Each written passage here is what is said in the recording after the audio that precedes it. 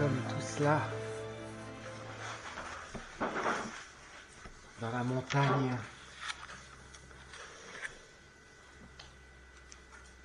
pour, comme le disait la liturgie hier, suivre Jésus dans sa passion.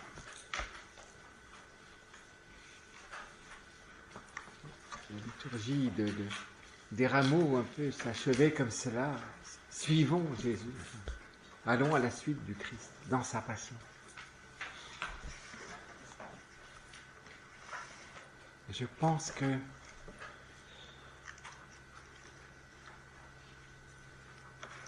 cette année, le Seigneur, je crois, veut nous réveiller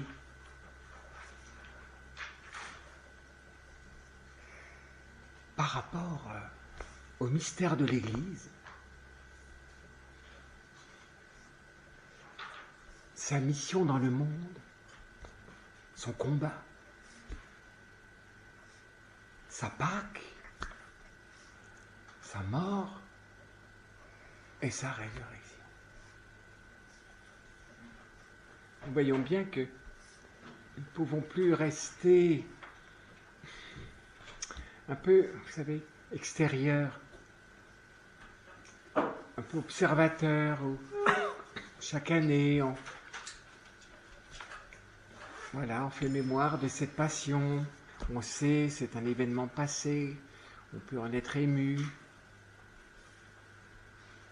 Mais tout ça, on pourrait dire, ça c'est encore de l'ordre de la piété, en être ému, en être touché, en être... Mais notre foi chrétienne nous appelle à bien plus que ça. On pourrait dire que, en permettant que la misère de l'Église des hommes, pas du mystère de l'Église. L'Église est toujours sainte, catholique et apostolique. Mais dans sa constitution humaine, elle se révèle aux yeux du monde misérable. On pourrait dire que par le péché des hommes, elle offre une matière de choix au monde et au mauvais pour l'accuser, comme le Christ a été accusé. Au chapitre 12, qui nous parle du mystère de l'Église, dans l'Apocalypse, du mystère de Marie, du mystère de l'Église et de notre mystère, rappelez-vous, c'est là que et nous est bien montré combien la logique du mal, c'est une logique d'accusation. Une accusation qui se fait, on pourrait dire, générale. L'accusateur de nos frères, celui qui les accusait jour et nuit devant notre Dieu. Et quand Dieu permettra qu'il éprouve Job, même, le démon va se faire l'accusateur devant Dieu de Job. Regarde-le, et tout est dans l'ordre de l'accusation. On voit bien l'esprit de l'accusateur. Il est omniprésent. Et cette bataille dans le ciel se continue d'abord avec le Christ, avec l'agneau. Nous l'avons entendu de façon impressionnante dans la Passion selon saint Luc hier.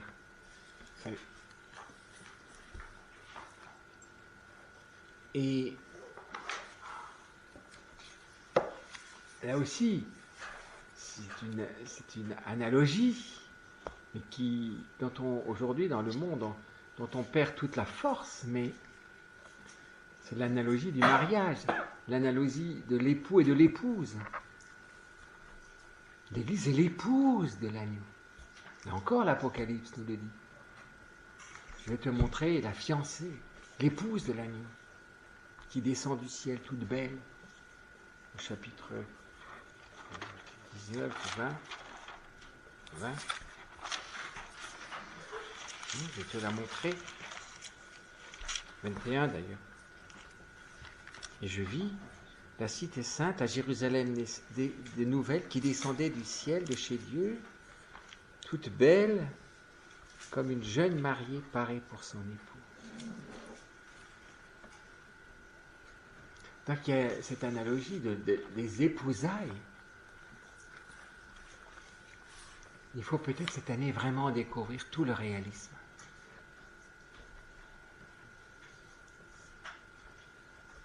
Est-ce que l'Église, comment l'Église vit ces épreuves, ces accusations vraies et fausses, tout mélangé?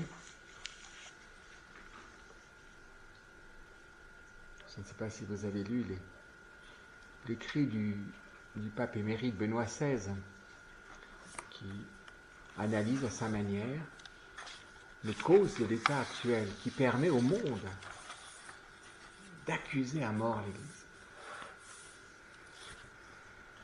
Alors c'est par le péché des hommes que l'Église, qu'on peut l'accuser, enfin, facilement. Mais n'oublions pas que le premier accusé, c'est le Christ. Et là, pourtant, il était innocent. La peine qu'ont eue les Juifs pour trouver de quoi le condamner, de quoi l'accuser. Parce que la justice demande toujours une accusation. S'il n'y a pas d'accusation, il n'y a pas de vraie matière, j'allais dire, à procès ou à justice. Pour Jésus, quand Jésus dit « Pour quelle œuvre bonne voulez-vous m'accuser ou me condamner ?» Si je condamne, c'est que j'accuse. La condamnation vient d'une accusation. Donc celui qui est l'agneau immaculé, on a réussi à l'accuser. Le démon a réussi à l'accuser, se servant de toutes les structures de péché. Non pas tellement des païens, mais des hommes dans Israël. J'allais dire ceux qui étaient l'Israël officiel, institutionnel, pas les tout petits, pas la prophétesse Anne, pas même Siméon, pas les petits bergers, et tout ça, vous voyez, tout ça, non, ça compte pas. Non, c'est des gens qui officiellement représentent la foi d'Israël par la loi. C'est beaucoup plus absolu que ce soit d'Israël même qu'émane l'accusation. Ça, c'est impressionnant. C'est une prouesse, j'allais dire, du mal. C'est une espèce de manipulation incroyable.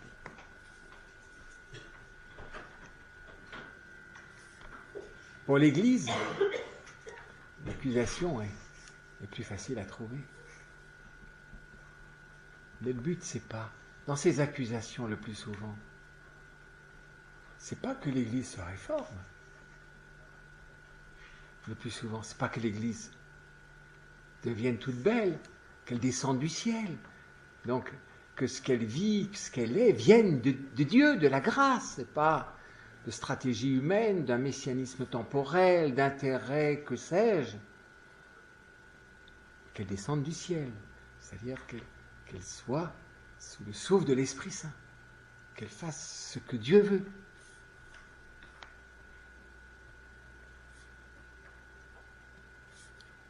C'est pas une église toute belle qu'on veut.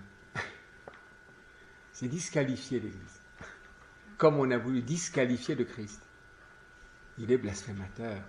Il est un révolutionnaire qui va nous mettre sous la vengeance des Romains. Et donc par la peur du Romain, on force tout le monde à se débarrasser du Christ. De toute façon, si on ne l'arrête pas, les Romains vont nous détruire.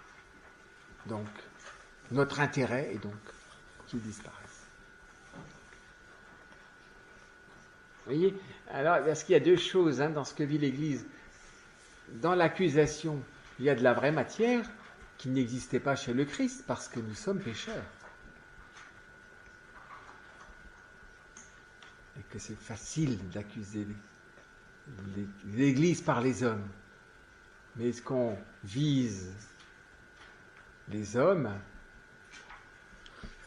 dans l'espoir qu'après l'Église soit très très belle, ou bien on se sert du péché des hommes pour disqualifier l'Église, comme on a disqualifié le Christ. Il y a les deux aspects, mais le plus important, c'est le deuxième. Et comment nous sommes disposés à vivre vraiment ce que le Christ a vécu, ce que Marie a vécu, parce qu'elle est disqualifiée avec le Christ. Elle est la mère du condamné. Jean est l'intime du disqualifié. Il suit celui dont on a tout dit, il est blasphémateur, il est... Voilà. C'est terrible. Dont on s'est moqué, qu'on a ridiculisé, qu'on a provoqué. Descends de la croix. Tu l'as bien fait pour d'autres. Alors qu'on était tous jaloux et admiratifs en même temps qu'il est ressuscité des morts, maintenant, la jalousie va faire descendre la croix. Allez, vas-y. Maintenant, c'est le moment. Sauve-toi toi-même. Tu en as sauvé tant d'autres. C'est terrible. Mais c'est une logique. Une logique terrestre. Comme si le but de Jésus était de se sauver soi-même. Est-ce que le but du chrétien est de se sauver soi-même? Et là, au seuil de cette première semaine, de ce premier jour, de cette grande semaine, la dernière semaine, comme le Père Philippe aimait bien le dire, selon l'évangile de Saint Jean, la dernière semaine du Christ sur la terre, et qui est à mettre en parallèle avec la première semaine de la création. Deux grandes œuvres ultimes d'amour. L'œuvre première d'amour, gratuite, première. L'œuvre ultime, les deux œuvres de la miséricorde, liées, l'alpha et l'oméga, les deux semaines. La semaine de la Genèse et la semaine de Saint Jean. C'est impressionnant.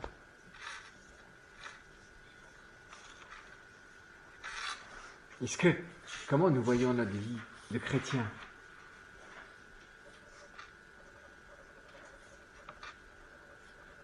Si je la vois, pour moi,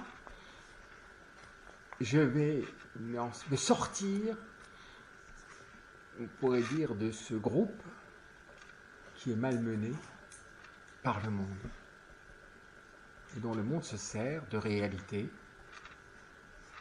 qui sont indignes du chrétien, mais dont le but n'est pas de la conversion, mais de disqualifier le mystère chrétien, la foi chrétienne en fait, cette lumière pour l'homme. Et la vérité, ou on pourrait dire l'état lamentable de l'Église nous fait honte et pourrait nous faire tenter de moi j'ai rien à voir avec ça. Moi je veux pas vivre ça. Moi je suis pas lié avec ça. Et donc je sauve ma vie en quittant l'Église. Vous voyez ce que je veux dire? Je quitte l'Église en quittant sa structure incarnée, si j'ose dire, qui est, comme le corps est indissociable de l'âme.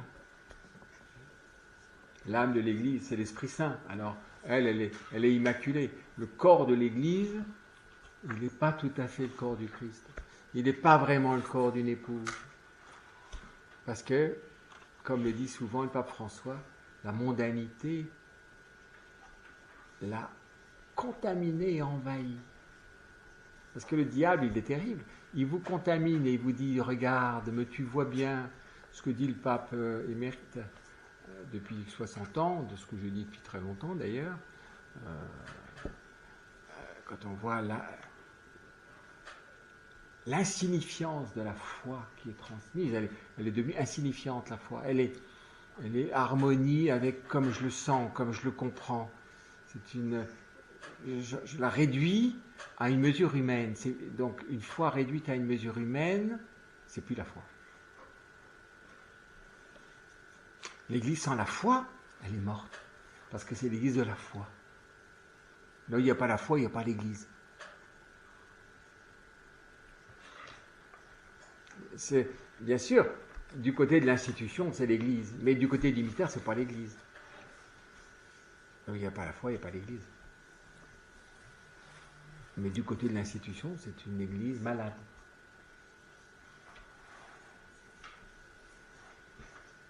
Comme on pourrait dire, le Christ s'est fait pécher pour sauver l'homme mort du péché. Et c'est une permission de Dieu qui fait que le péché touchera profondément l'Église, de telle manière que l'homme voit le péché, puisqu'il l'accuse chez l'Église. Il ne le voit pas chez lui, puisque ce qu'il accuse chez lui, c'est sa manière normale de vivre. Le pape émérite le dit bien. On a fait l'apologie, par exemple, de la pédophilie. Les États l'ont fait. Il le redit 3-4 fois. C'est insupportable, hein, d'ailleurs. Ce que vous accusez chez l'Église, c'est ce que vous avez décidé, vous, qui étiez bien, que c'était nouveau, que c'était la liberté, que c'était le... Vous l'accusez chez l'Église, mais et vous voulez continuer de le vivre?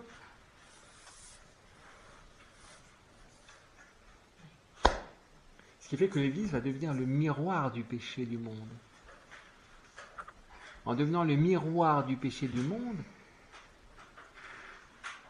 si les hommes se convertissent en même temps, mais si on accuse le péché dans l'Église, qui est le péché du monde, si je suis vrai, le monde doit reconnaître son propre péché, puisqu'il l'accuse chez l'Église. Et donc l'Église devient, en supportant le péché, mais étant sainte, le lieu qui permet à l'homme de voir son péché. Et l'Église pâtit du péché du monde, comme le Christ a pâti le péché des hommes. On le voit dans le mystère pascal et spécialement dans l'agonie et dans toute sa passion. Oui, il y a quelque chose de profond. Peut-être que plus que jamais, c'est vraiment l'heure de l'Église. L'heure de l'Église qui est appelée à être vraiment l'épouse de l'agneau. En acceptant de vivre ce que vit l'agneau. C'est ça être l'épouse. Elle est une avec l'époux. Elle ne quitte pas l'époux, elle ne se sépare pas de l'époux.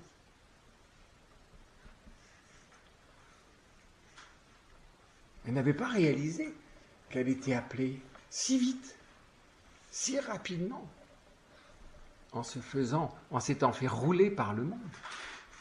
Parce que le démon fait toujours comme ça, il vous présente les choses normales, ben c'est normal, tu vois le célibat, c'est ridicule pour la vie, truc. Ben oui, mais vis comme les autres et tout, et voilà, t'es comme les autres. De toute façon, qu'est-ce que c'est que cette histoire de l'Église? Fais comme les autres et tout ça. Et après, ça se retourne, on dit, regarde. Il fait toujours ça. Il vous pousse dans le péché, et après, il vous accuse. Toujours, il fait ça. Il nous fait croire, mais si, tu as le droit, mais si, tu auras la paix, tu seras bien, tout ça. Tu seras accepté par le monde parce que tu vis comme le monde. Donc le monde t'aimera. Sauf que le diable a une haine mortelle pour l'Église, comme il a une haine mortelle pour le Christ. Et donc, il mange son œuvre quand elle est bien grillée, bien farcie, pour tuer l'Église. l'heure de la mort de l'Église. L'heure où l'Église est disqualifiée aux yeux du monde. Et comme certains dans l'Église, dans les 7 églises de l'Apocalypse, je pense à Smyrne par exemple, il y en a qui ont été jetés en prison sans savoir s'ils sont coupables ou innocents. Je pense au cardinal Pell par exemple. Ah oui. Et on les lâchait dans les géoles. Oui. Comment je regarde ça? Vous voyez, parce que si je crois que c'est très important, parce que c'est ça l'Église, et puis mon Dieu, alors je suis pessimiste, je sais pas quoi. Et tout ça, c'est du messianisme temporel. Tout psychologisme est du messianisme temporel. Ça me déçoit, je suis découragé, je trouve ça laid, je trouve ça... mais alors c'est fichu, ou je trouve ça... Mais on est très loin de la sagesse de la croix. Très loin du mystère de l'Église. Je crois que c'est le moment du réveil très profond de l'Église dans sa vocation. D'être amoureuse du Christ, porteuse de l'amour du Christ, comme une épouse. C'est pour ça, dans l'évangile qu'on aura tout à l'heure, dans le premier jour de cette semaine, selon l'évangile de Saint Jean, à Béthanie, quand on voit l'ardeur d'amour de Marie-Madeleine, enfin de Marie de Béthanie, c'est incroyable. Elle est folle d'amour, on va dire, et Judas est bien le monde. Elle est cinglée, celle-là. En plus, elle nous ruine. Et tout ce qu'on aurait pu faire fructifier, elle le fiche en l'air comme ça. Pour Jésus. Il fait rien comme il faudrait faire, Jésus. Il n'a rien compris. L'amour, à quoi ça sert, l'amour. Ça n'a jamais fait rien avant ça. Et alors elle est folle, elle toute sa fortune, elle le dilapide sur le corps du Christ. Mais je pense que si l'Église n'est pas follement amoureuse du Christ, elle ne sera pas l'épouse dans les temps qui sont les nôtres. Parce que c'est le temps de l'agneau. C'est le temps de Jean. Qui parle de l'agneau comme ça? C'est Jean. C'est Jean. C'est pour ça que c'est un temps exaltant. Exaltant au grand sens, au sens fort, profond. C'est le temps c'est l'heure du chrétien. C'est l'heure d'être chrétien. Parce que le monde est sur le point de disqualifier totalement l'Église. Vous avez vu? Plus c'est haut, plus c'est corrompu. Plus c'est proche de Rome, plus c'est corrompu. Plus ça doit être l'amour et ça doit être le renouveau profond, plus c'est corrompu. C'est vrai et c'est faux. C'est vrai parce qu'il y a des pécheurs et c'est faux par rapport au mystère profond. Oui. C'est pour ça que j'ai quelque chose de... pour ça qu'on veut essayer de vivre cette semaine sainte à la fois dans cette profondeur, dans cet appel, mais aussi dans cette pauvreté. On ne va pas vous gaver de conférences. C'est encore une tentation, ça veut être gavé. On entend beaucoup de belles choses et puis je pense que la lumière que l'on cherche ensemble du Christ, on doit essayer de la vivre ensemble. Je crois de vivre vraiment ce mystère chrétien où on donne notre vie les uns pour les autres à la suite de l'agneau. On a commencé ce matin, aujourd'hui. J'ai dit à Jean-Daniel qu'on avait de quoi faire beaucoup de couronnes d'épines. avec tous les buissons qu'on a coupés. Il y a de quoi mettre une couronne pour chacun. Hein? Moins il y a de cheveux, plus ça pique. Les dames, elles sont un petit peu avantagées. Mais vous voyez, voilà, alors, à la fois, tous les services d'une vie familiale, l'entretien, enfin, vous voyez, le chantier n'est pas totalement arrêté, parce que, voilà, les personnes qui travaillent, et en même temps, donner un coup de main, ça, le labeur, la peine, la fatigue, tout ça nous fait descendre un peu, j'allais dire, sur terre, comme le Verbe se fait chair, mais pas dans le monde, comme le monde voudrait en fait toujours jouir. Vous savez, le grand slogan du diable, c'est que le monde, enfin la terre, c'est pour jouir. C'est ça le paradis terrestre, c'est pour jouir.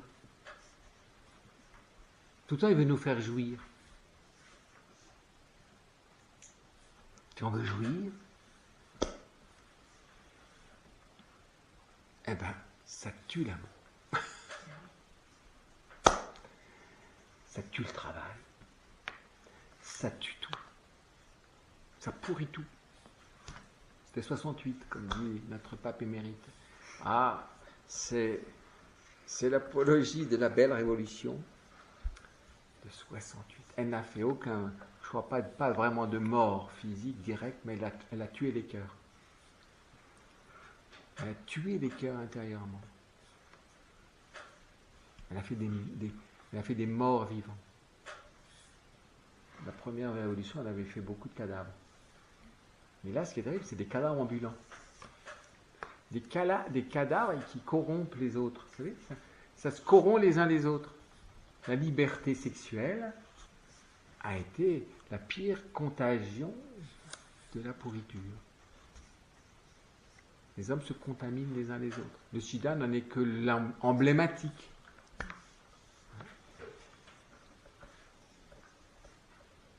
Et le monde, c'est pour ça que cette parole, elle est incroyable. Une parole vraiment de sage, c'est écoutez. Alors il le dit vraiment pour l'Église, parce qu'on s'est laissé vraiment contaminer par le monde, on s'est fait avoir, rouler. Malgré tout ce que tous les saints papes ont pu dire, c'est des saints papes qui ont accompagné ça. Hein. Enfin, lui, il est sur la liste d'attente, comme dit le pape François. Moi et Benoît sommes sur la liste d'attente, mais bon. Mais Paul VI, Jean-Paul II, bon, Jean-Paul Ier d'ailleurs, certes vraisemblablement, hein, puis XII aussi, hein, puisqu'il a commencé les réformes radicales, hein, le mystère pascal, liturgiquement, a été remis en lumière par Pie XII.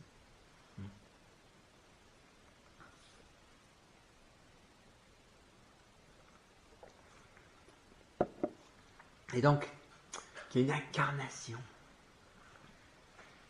vraiment de l'amour dans cette charité qui donne sa vie, afin que notre vie ne soit plus à nous-mêmes. D'où cette mobilisation assez pratique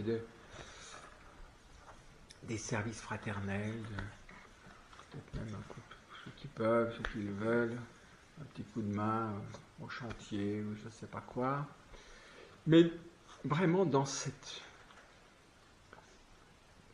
désir que nous vivions quelque chose de vrai, d'authentiquement chrétien, du Christ, que le Christ soit vivant. L'Église, c'est le lieu où le Christ est vivant. C'est ça le cœur de l'épouse. Dans le cœur de l'épouse, l'époux est vivant. Si l'époux n'est pas vivant dans le cœur de l'épouse, c'est pas une épouse. Dans le formellement l'épouse, oui, il y a un contrat de trucs, de mariage et tout, il y a tout, mais il n'y a rien. Alors en écoutant ce premier évangile, cet évangile du premier jour, si je veux dire, 6 jours avant la Pâque, regardons cette ardeur du cœur de Marie de Béthanie. Et le pape Benoît nous dit, si nous ne revenons pas à l'amour de Dieu, si l'amour de Dieu ne commence pas à nous ressaisir, à devenir nouveau notre vie, il n'y a pas de remède. L'homme va continuer à pourrir. Et la parole, l'interrogation, la question que nous pose le Christ, quand le Fils de l'homme reviendra, trouvera-t-il encore la foi sur la terre? Et cette annonce aussi dans l'évangile de saint Matthieu, je dois être vers le chapitre 24, je ne sais pas quoi, à peu près.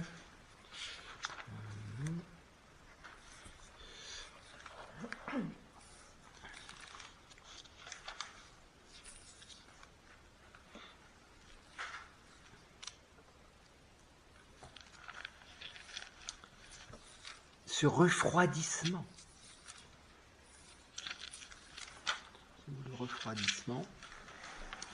le refroidissement de la charité, le refroidissement 24-12. 24-12, ah oui, c'est un peu trop. Et des faux prophètes surgiront nombreux et abuseront bien des gens. Par suite de l'iniquité croissante, l'amour se refroidira chez le grand nombre. Et quand on vit ça, eh bien, il paraît qu'il faut se réjouir. Réjouissez-vous, car ma venue est proche.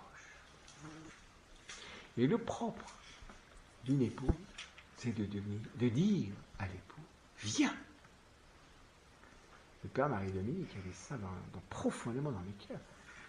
C'était une souffrance pour lui de voir que dans l'Église, on ne comprenait pas pourquoi il était tellement habité par le désir du retour de Christ. Il a même eu des reproches des évêques. Mais vous rendez les gens fous, qu'est-ce que c'est que ce truc? Enfin quoi? Comment voulez-vous? Pourquoi réveiller ce désir du retour du Christ? Vous inquiétez les gens, je ne sais pas quoi. C'est l'amour qui vient. Pratiquement les derniers mots de l'Apocalypse, l'épouse et l'esprit disent « Viens, viens ». Et Jésus nous dit « Je viens bientôt ».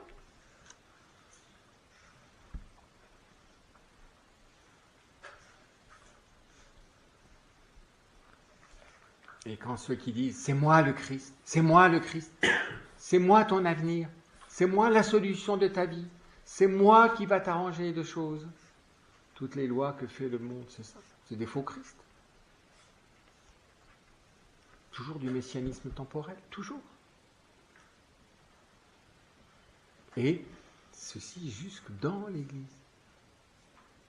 Des solutions humaines.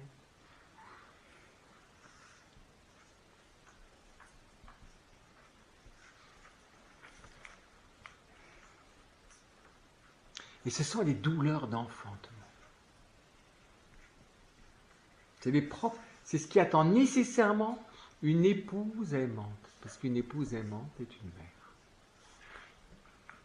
Si l'épouse n'est pas dans les douleurs de l'enfantement, c'est un peu raté pour l'épousaille. Ça a été stérile. Il n'y a pas de douleur d'enfantement. C'est une bonne nouvelle, les douleurs de l'enfantement. Parce qu'on va mettre au monde le fruit de l'amour de l'Église et du Christ. Vous voyez? C'est dans ce que dit saint Paul aux Éphésiens, quand il parle de l'Église et du Christ, et comme de l'époux et de l'épouse. Tout cela ne fera que commencer. Et tout cela ne fera que commencer les douleurs de l'enfantement. Mais c'est des douleurs d'un enfantement. C'est des douleurs, oui.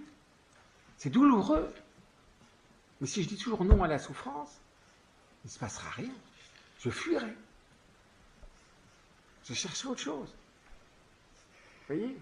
C'est pour ça, cette année, je crois qu'il faut se laisser toucher concrètement par la passion du Christ, à travers la souffrance, les douleurs. Que faisons-nous de toutes nos souffrances et de nos douleurs? Qu'est-ce qu'on en fait? Où sont-elles? En chacun de nous, quel est l'état d'abord de nos souffrances ou de nos douleurs, mais vers quoi sont-elles orientées? Dans quel état sont-elles? Sont-elles chrétiennes, si j'ose dire, ou humaines? Alors on vous livrera au tourment et on vous tuera. Vous savez, il y a beaucoup de manières de tuer. On tue d'abord par la parole aujourd'hui. Le pape François parle constamment de la calomnie, de la médisance. On vous tuera.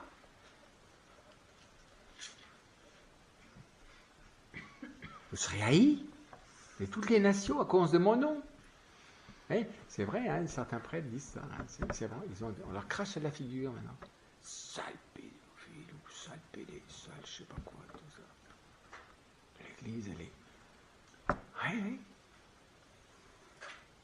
Qu'est-ce qu'on fait de ça? Profondément, en toute vérité. Est-ce que je choisis cela?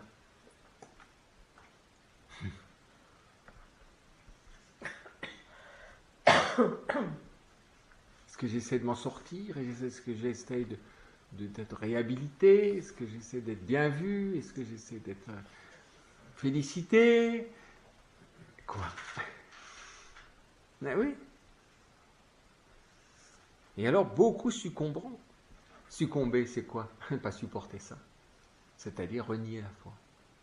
Succomber. Ben, comme la plupart des apôtres ont fui, hein.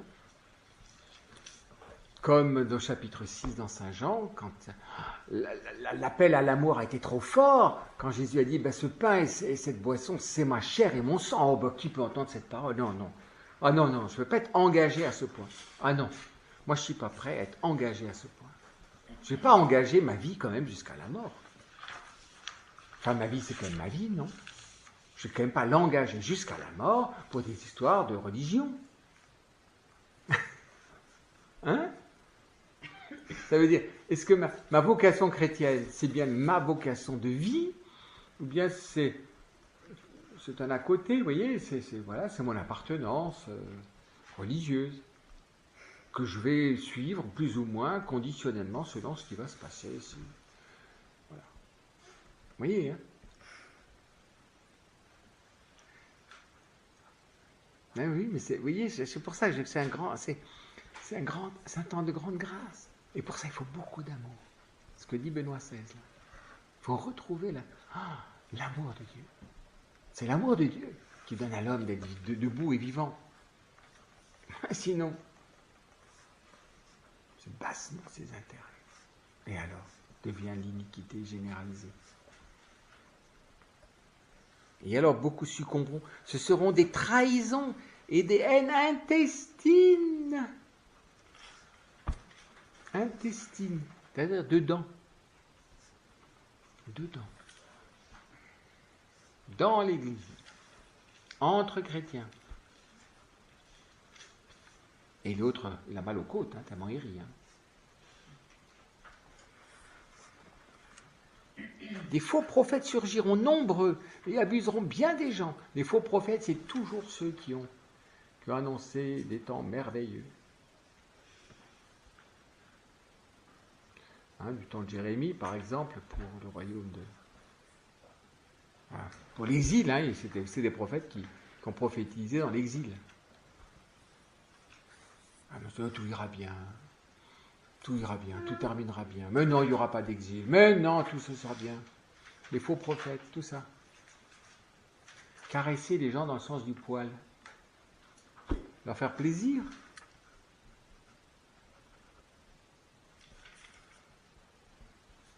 Donc, vous voyez, c'est donner toujours une solution humaine. Et dès qu'on trouve une solution humaine, on passe à côté du plus grand amour. C'est terrible, ça. On nous vole l'amour chaque fois qu'on nous propose une solution humaine. Ça a l'air bien. On nous vole l'amour. On nous vole le Christ. Le cœur du Christ, en fait. Il est là, l'amour. C'est le Christ vivant, l'amour. C'est pas une notion, c'est le Christ vivant. Il est là. C'est ça. Ah! Elle avance un peu. C'est en me connaissant qu'ils l'ont fait avancer. Un complot. Il est 23.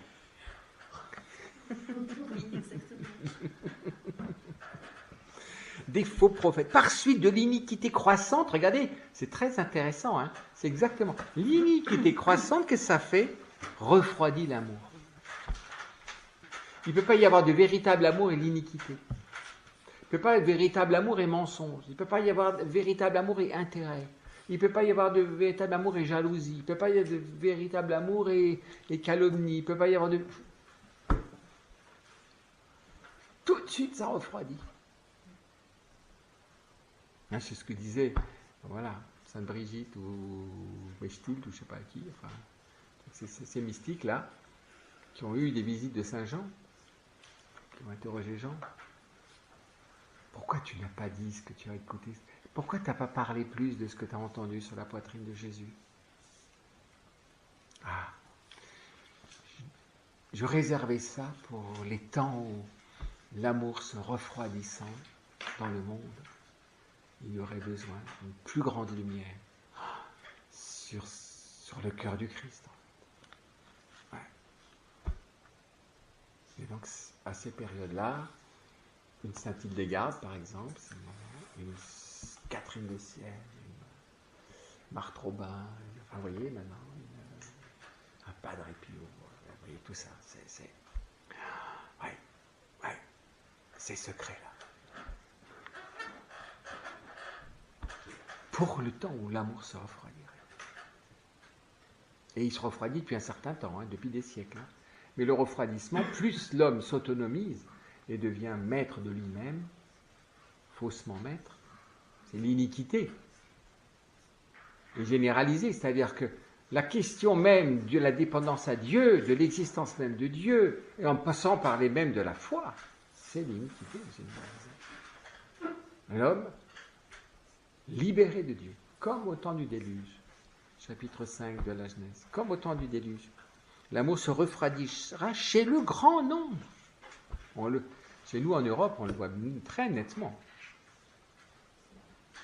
Mais celui qui aura tenu bon jusqu'au bout, celui-là sera sauvé. Mais dans quel sens? Celui qui aura tenu bon sera sauvé. Mais pas seulement sauvé de la mort, mais vivant. Être sauvé, c'est être vivant. Il sera victorieux dans l'amour. Il sera pleinement ressuscité. Il aura cette joie d'avoir cru en l'amour, envers et contre tout. C'est ça l'épouse de l'agneau. Elle ne quitte pas, elle ne se laisse pas distancer par l'agneau. On ne peut pas l'empêcher de rejoindre le bien-aimé. Même si elle fuit un moment, elle revient tout de suite. Comme Jean qui a dû lâcher ses habits pour ne pas être pris par la garde, mais il revient, et même avec Marie, il va jusqu'au lieu du calvaire. Cette bonne nouvelle du royaume sera proclamée dans le monde entier. C'est l'heure de la proclamation de la bonne nouvelle du royaume. C'est autre chose. Vous voyez? Je crois que c'est ça, cette nouvelle évangélisation dont parlait. Ce n'est pas une stratégie de truc. Hein. C'est cette nouvelle annonce, comme dans le chapitre 10 et 11 de l'Apocalypse, va prophétise de nouveau sur les nations, et on est dans les deux témoins. Chapitre 11 de l'Apocalypse. Mon témoignage à la face de toutes les nations, et alors viendra la fin. Donc vous voyez, c'est l'heure du témoignage. Ce n'est pas l'heure du blablabla. C'est l'heure du témoignage, c'est-à-dire d'être vivant du Christ. Que le Christ soit notre vie, que le Christ soit notre passion, et que la passion du Christ devienne notre passion. C'est ça la passion du Christ, c'est le suivre. Que le Christ devienne ma passion, il est ma passion, quand je le reçois et le découvre dans sa passion. Lors donc que vous verrez l'abomination de la désolation, cette reprise de Daniel, dont a parlé le prophète Daniel, installé dans le saint lieu. On est presque de ça, les lieux les plus saints sont profanés.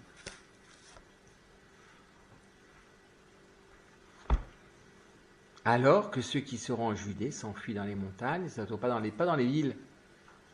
C'est pas matériel, mais vous voyez, c'est pas dans une organisation humaine. Dans les montagnes. Les montagnes, c'est quoi? La montagne, c'est Dieu. Et rappelez-vous Lot quand il n'a pas voulu aller dans la montagne. Ah non, pas la montagne.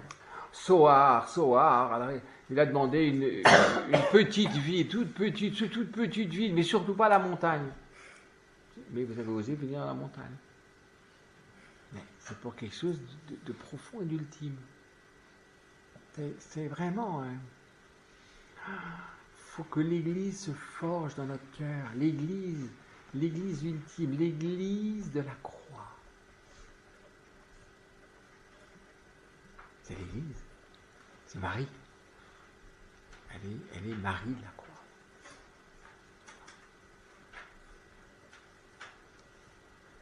Et celui qui sera sur la terrasse ne descend pas dans sa maison pour prendre ses affaires. Il n'a pas besoin d'affaires.